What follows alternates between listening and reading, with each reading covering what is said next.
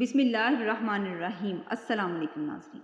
دنیا کی ایک ایسی نافرمان قوم جس نے اللہ تبارک تعالیٰ کے احکامات کی نافرمانی کی اور ان کے گناہوں کی وجہ سے اللہ تبارک تعالیٰ نے اس قوم پر دنیا ہی میں جہنم کا دروازہ کھول دیا اور ان پر جہنم کی آگ برسا دی۔ یہ دنیا کی تاریخ کی ایک واحد قوم تھی جس پر اللہ تبارک تعالیٰ نے ایک ساتھ بہت سارے عذاب نازل فرمائے۔ اس سے پہلے کسی بھی قوم پر اتنے عذاب نازل نہیں ہوئے جتنے اس قوم پر نازل ہوئے۔ آج کی ویڈیو میں ہم یہی جانیں گے کہ یہ بدترین یہ بدبخت قوم کون تھی اور ان پر کن گناہوں کی وجہ سے اللہ تبارک تعالیٰ کا عذاب نازل ہوا اور یہ قوم نیست و نابود ہو گئی۔ یہ سب جاننے کے لیے ویڈیو کو اینڈ تک ضرور دیکھیے گا۔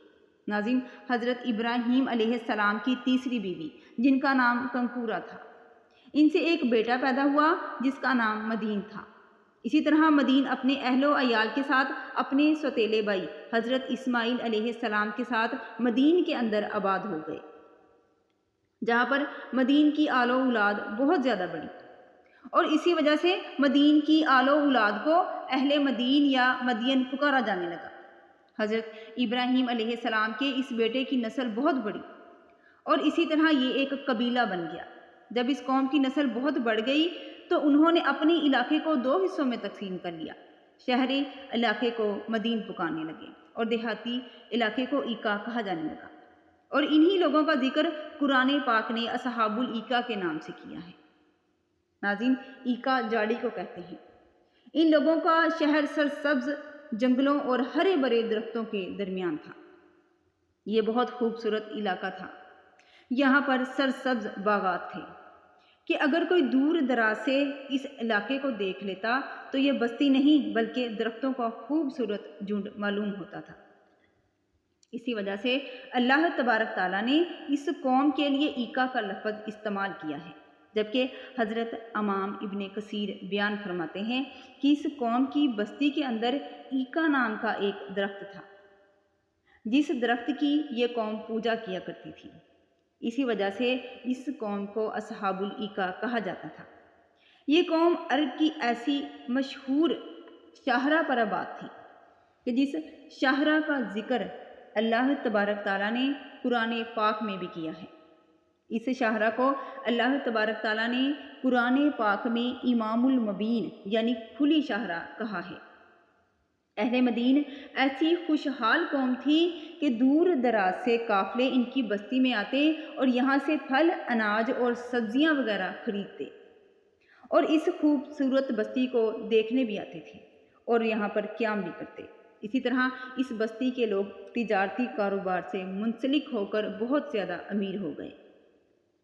اللہ تبارک تعالیٰ نے اس قوم کو بہت کچھ نوازا تھا، مگر اس قوم نے اللہ تبارک تعالیٰ کے احکامات کی نافرمانی کی اور قوم لوط، قوم عاد اور قوم سمود کی طرح اللہ تبارک تعالیٰ کی وحدانیت کو چھوڑ کر بتوں کی پوجا شروع کر دی۔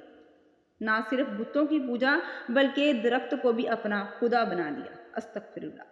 یہ قوم واحد قوم تھی جنہوں نے سب سے پہلے درختوں کی پوجا شروع کی۔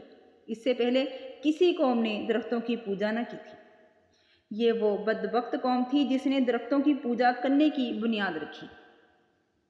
یہ ایسی بدبخت قوم تھی کہ اس دنیا کے اندر ایک نئی عبادت کیا کرتی تھی اور ہر 3 ماہ بعد ایکا نامی درخت کو خوش کرنے کے لیے ایک لڑکی کی قربانی دیا کرتی تھی۔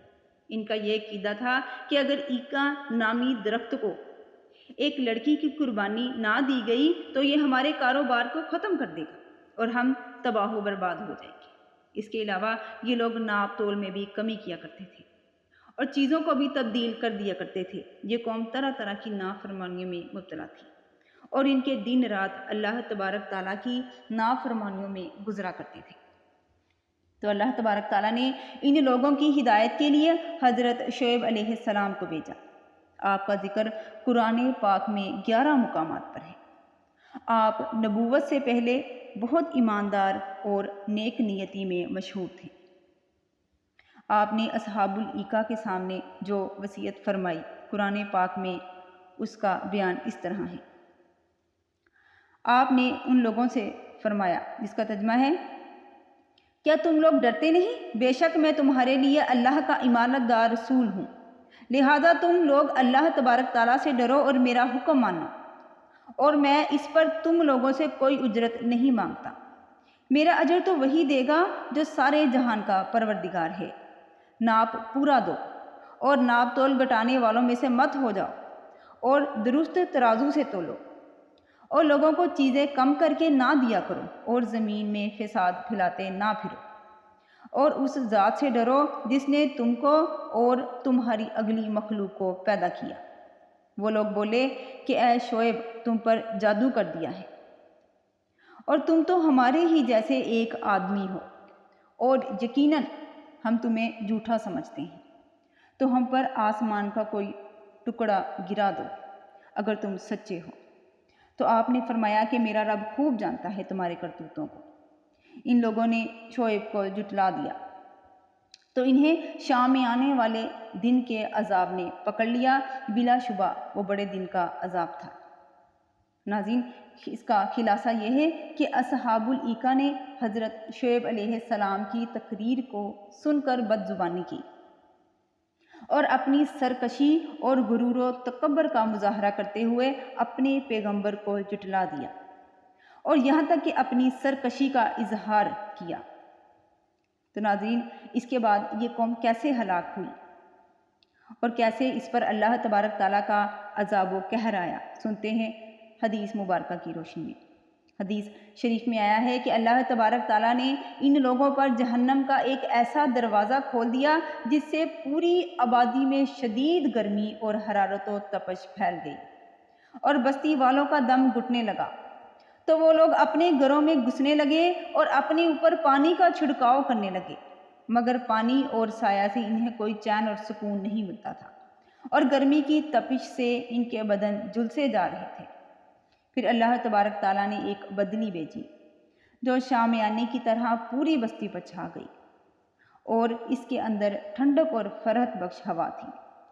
یہ دیکھ کر سب گھروں سے نکل کر اس بدلی کے شامیانے میں آ گئے۔ جب تمام آدمی بدلی کے نیچے آ گئے تو زلزلہ آیا، اور آسمان سے آگ برسی جس میں سب کے سب ٹڈیوں کی طرح تڑپ تڑپ کر جل گئے۔ ان لوگوں نے اپنی سرکشی سے یہ کہا تھا کہ اے شعیب، ہم پر آسمان کا کوئی ٹکڑا گرا دو اور ہم کو ہلاک کر دو۔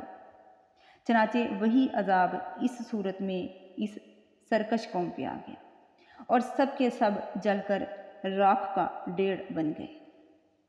ناظرین، یہ تھی اصحاب الایکا جس پر اللہ تبارک تعالیٰ نے اپنا عذاب نازل کیا۔